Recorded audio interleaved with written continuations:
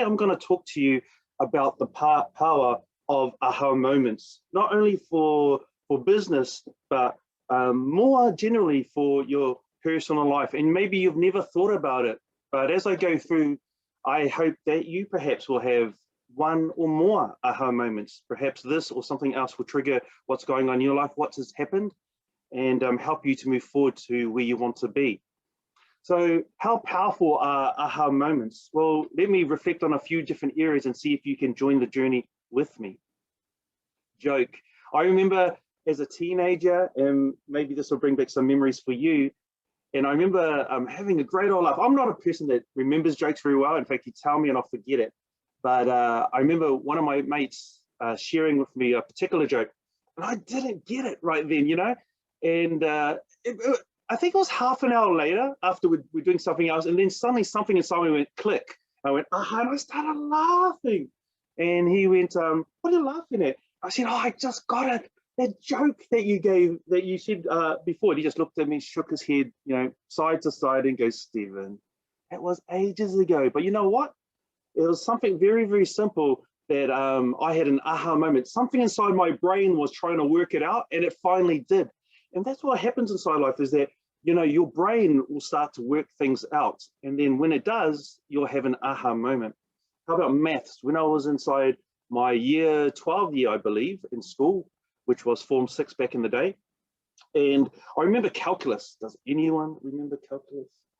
But I was listening to the talk about calculus, and everyone, well, it seemed like everyone in the room was getting it and just shaking, nodding their head and doing the maths calculus problem. And I was going, I have no idea how to do this. But sometime along the track, and it probably was a week or two rather than a month, suddenly, I don't know what happened, but my mind figured it out, and it became clear. And I went, wow, I know how to do calculus. And so I started to do it like they would, get my head down and start to do it. Of course, there are many other things I did not get, and I still have not had an aha moment to this day about some of the things at school, but that was a good one in calculus. Competitions, let's go more generally. And you know what? Through life, I used to think that I was unlucky. And I don't know, maybe you look at yourself and you think you're unlucky in a certain area of life. I thought, oh, my dad, he's lucky. He's always winning these meat raffles and such when he comes home from work. But me, as I grew into my adult life and I saw competitions go by, I thought, oh, I'm just not lucky. But you know what? It's very, very interesting that a few years ago, I started to read certain books about breaking through in your mindset, you know, millionaire mindset and so on. And one of the things I realized is that, wow, it's not that I'm unlucky. I've been thinking I'm unlucky. And that's a big difference. So as I started to realize that, I started to think, well, if I thought I was unlucky for so many years of my life, decades even, and now I realize that it really was about the power of my thought, I can change that. And so it's amazing the power of transformation, or the power of mindset change. And you know what? If you watch my Facebook feed or something else, you'll see that I win a variety of competitions. Part of that is my mindset change, because whatever we believe, guess what? When something, if we believe something negative, I'm unlucky, and then certain events happen, you know what? We take that as a confirmation. See, I'm unlucky. But if we think we're lucky, and then certain events happen, we take that as a confirmation. See, I'm lucky. So unlucky versus lucky, isn't that interesting? Finances. So around about the same time that I changed my unlucky thoughts about competitions, I also changed my unlucky thoughts towards finances. And I realized as I grew up, and I reflect back, that the way my parents lived, the 9-to-5 grind, how we lived, the way I was brought up in church and how they talked about money in different times, and other understandings that I grew up, that were just growing generally through the basic 9-to-5 living. And I realized that I thought, oh, I will never be a millionaire. Wow, you know what? Everything that happened confirmed my belief. And so, yeah, I was not surprisingly not a millionaire. But once I started to read 3 key books, one of them was Rich Dad, Poor Dad by Robert T. Kiyosaki. Another one was Napoleon's Hill, Think and Grow Rich. And the third one was Secrets of the Millionaire Mind by T. Harv Eker. Those 3 books really helped to transform. And, you know, one of the key things that they said in the book was, Because I used to also think this, and maybe you think similarly, is I used to think, you know, if I become a millionaire, it will change me. But in one of those books, I can't recall which, it said something to this effect: money does not change people. It just reveals where they are. And I went, it was like that. And I went, far out, that is so amazing. Something profound. I had an aha moment, and that has changed me to how so? To become a six-figure earner within a short time in Crowd1, something I'd never been before. But before that, I changed my process through that learning and further, so that I could go, you know what? I'm not unlucky in finances. I just don't know how to think right. And so as I changed myself to think better, you know what? I earn better. And so far I've earned six figures. And I believe over the next 12 months, I will become a seven-figure earner. I was hoping by June this year, but that's all right. Things, circumstances didn't happen for that. But I believe for next year, because of everything that is helping in our company presently. I wonder if you can identify with me like that. How about community? Sometimes we're left alone. We feel alone. And I remember even as a teenager, being a fish out of water, moving from one city to the other, from Auckland to Christchurch. That's a fair way. And I felt like I was moved out of everything I knew to something brand new. And so I didn't feel like I had community. So, you know, I internalized a few things, never told my parents, but, you know, I used to have a lot of downtimes where I thought, oh, you know, I'm not careful. I don't feel good about my self-image. I don't fit in anywhere. I'm a half Samoan, half Caucasian. Where do I fit in? And so I didn't feel like I had a community. And so it led to downward spiral inside my life. But flash forward, as I went through the years, I learned, you know, how to accept myself. I learned how I had aha moments that I'm precious, that I'm unique, that there's no one else created like me. God came into my life. I had good people come around. And so the people I started to connect with were people that were either in a similar vein, traveling in the same direction as me, or they were further ahead, which helped inspire, encourage, and move me forward. And now I'm part of a community inside what we have, our massive business, 32 plus million people worldwide. And I have some key people within that that help to inspire me, to help me to have those aha moments. And you're part of that. As I plug into production now, I hear different people and something will hit my heart and I'll go, wow. And something at a heart will go, which will soften me, humble me, help me to grow further. You know what? And I need that, and you need that, because we are limited in our own thoughts and our own beliefs. And if we are like that, that means it's as far as we'll go, especially when we go through low periods. So think about the community you surround with, especially the type 5 or so, because those type 5 are the ones that will pick us up or hold us back. And you want people that will inspire you and move you forward. What about love? You know, I know about it in my own life, and I know about from people around me. And so I've personally witnessed people that, you know, being in love and being in myself, being in a place that's further ahead from the one that I'm with, and watching no matter what I did, flew them from their country to mine, took them around different places, said encouraging words, you know, plugged them into even Peter Jacobson, that was one of them. And, you know, and so the hard word, the soft word, but no word could actually get through to that personal persons. You know why? Because unless they have the aha moment, then they're just words that drop in front of them. They're, you know, they're just actions that don't mean much. And it's hard for someone who's got holes in their life, you know, bucket holes, that as you pour in, it falls out. And so they have to keep focusing on themselves rather than other people. And so it's very hard for them to give back because they don't know how to fully receive. So I wonder if love is an area for you that you may be aware of. Maybe you've tried to help someone and you've watched yourself and seen that, gosh, there's really nothing I can do. I can just stand by and watch, but until they make a decision to change, they will not change. Life in general. So all these things cover many areas of life. And I don't know, but you've probably thought about other areas as well. And maybe you're going to be sharing shortly after this slide presentation about what the power of aha moments have done in your life. Maybe you're thinking now, my gosh, this has just been one for me, as you've shared. And I hope so, because that is my intention every time I share, for someone to grow further inside their life. Look at this. And it says here by Zig Ziglar, yeah, he's a very famous person in terms of helping people to move forward. And this is what he says: life is an echo. What you send out comes back. what you sow, you reap; what you give, you get, and what you see in others exists in you. See, a lot of people say things like, "Oh, you're so controlling." They don't realize if they were to look at themselves, they'll see that they are actually controlling.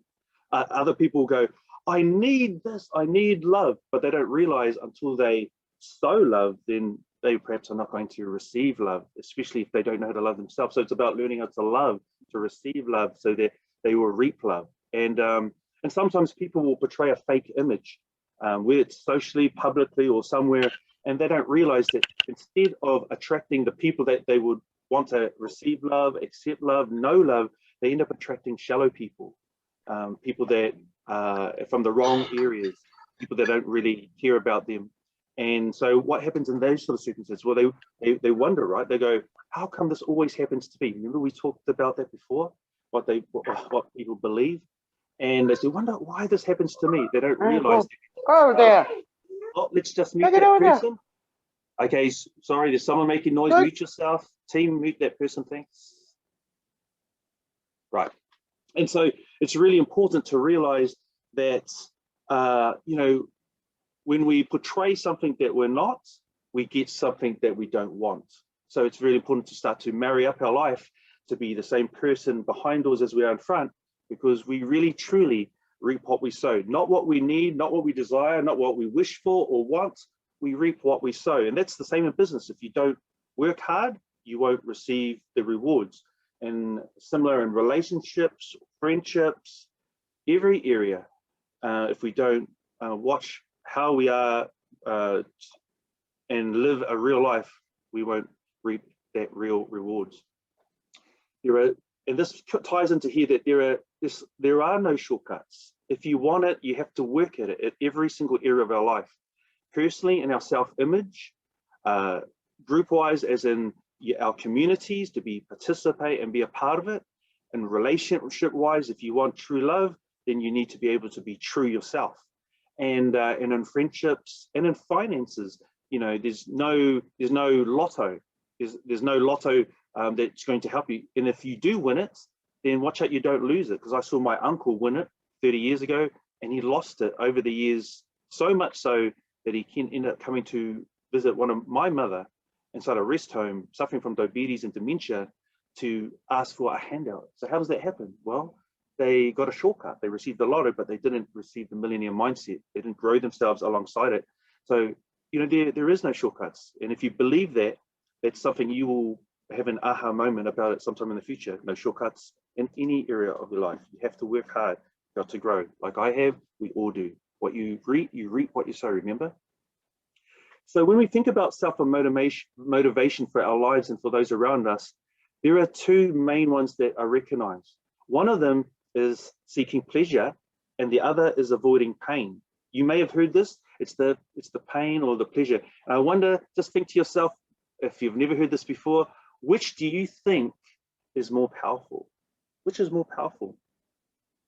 Pleasure or avoiding pain for people? This is really good to know when you're actually sharing with people about any concept, like whether it's our business or something else. So which do you think is more powerful? Here's the pleasure and here's the pain. Because see, water inside a shop, a dairy, a grocery store, look at all the options. But water in a desert, see, that's the pleasure versus pain principle. And people will always gravitate to the water in the desert because it's the only thing. But if they see many options ahead of them, oh, that's just one of the many platforms. Oh, you're just one of the many people I could go out with. Oh, you know, you name it. Then pleasure is about something that you desire. It's about something that, yeah, I could do with, but it's not something you need. But pain is about what someone needs in life. So when you're listening to people, you're listening for their pain, not so that you can gain from them, but so that you can actually help them, because that's the key to helping people move in life, as long as they're ready. I want to tell you a story about the yelping dog. You may or may not have heard this before, but there was a neighbor who moved into next door to this other person who had a dog, and he noticed very soon that their dog was yelping all the time and wondered, why doesn't the owner stop it? And so one day it got too much and went over next door, saw the owner there and said, hey, your dog is always yelping. And the owner said, yeah, I know. It was on the porch not too far away. He says, well, what's happening? Why is it doing that? And the owner said, oh, it's sitting on a nail. And the person was unbelievable. Said, what? It's sitting on a nail? Well, how is it that it doesn't get off it? And the owner said, oh, well, maybe it's not painful enough yet. Boom. Maybe you have an aha moment. Sometimes people stay stuck on the nail in their life, whether it's the 9-to-5 grind, or whether it's, I will never, ever go into a relationship again, or I will never, ever become an entrepreneur, or I will never, ever do this. I won't do that, and they stay stuck inside their comfort zone, even though it's painful. Maybe they're just surviving, or they're lonely, or whatever it is, but they do that because the nail's not painful enough. And until it is, they won't change. And you know what happens with some animals or even humans when they're injured? How do they react if you try and give them advice? Most times, right?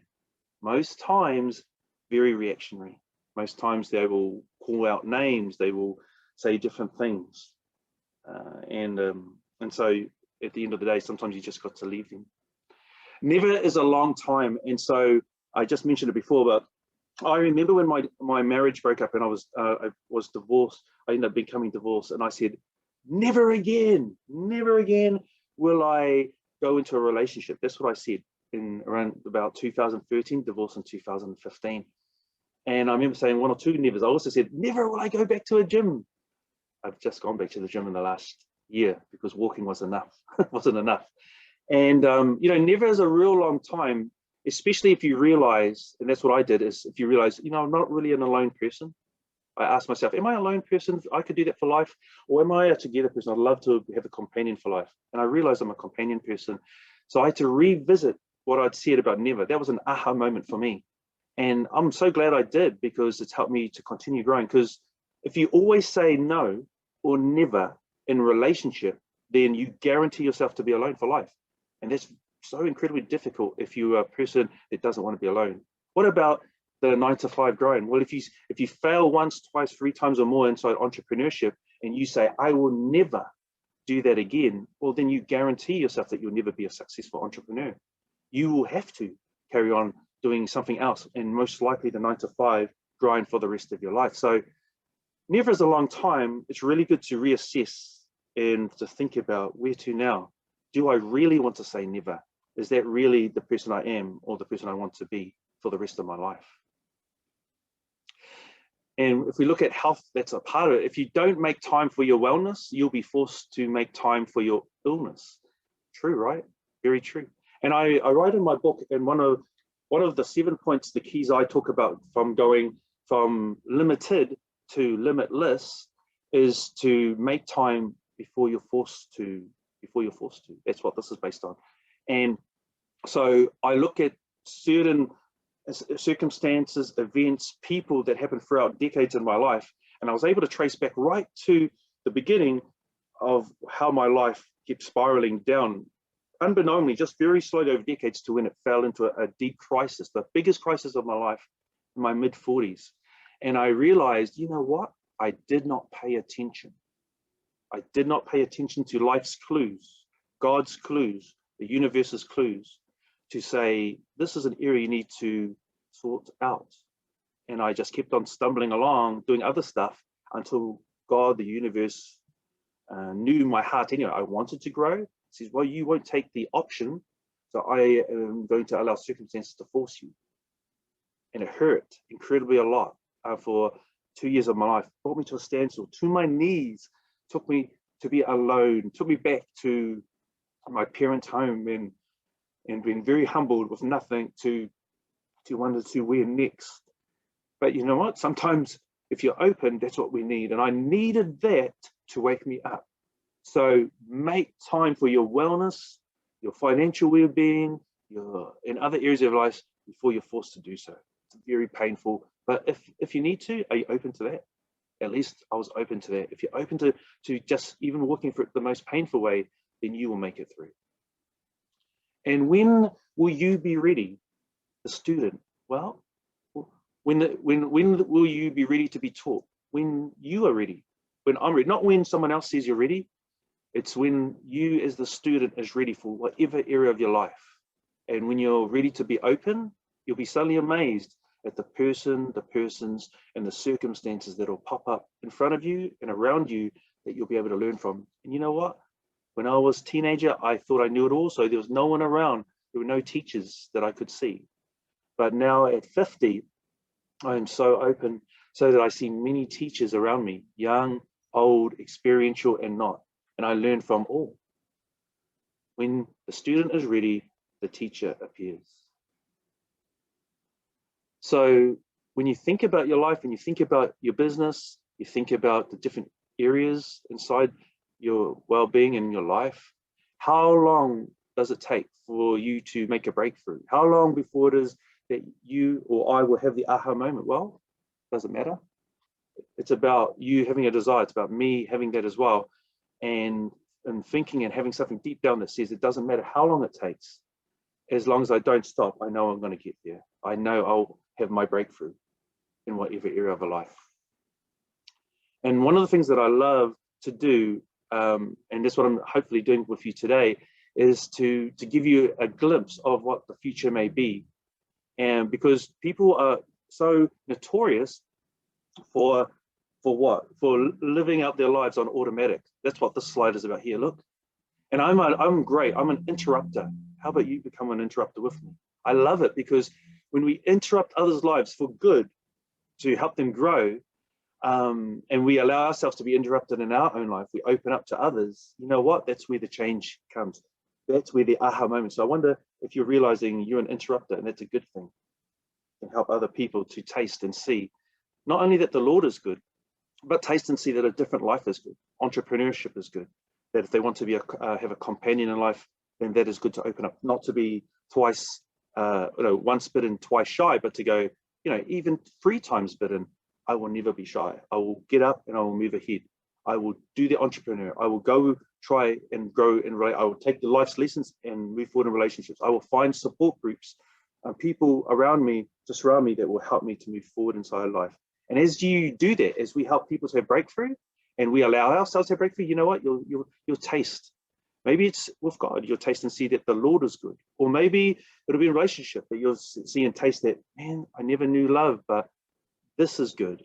This is something I've wanted all my life, but didn't realize I could. I thought I was unlucky. And maybe finances is going to be your thing that you go, I always thought being rich was bad. I thought that I couldn't be because of my circumstances from my past.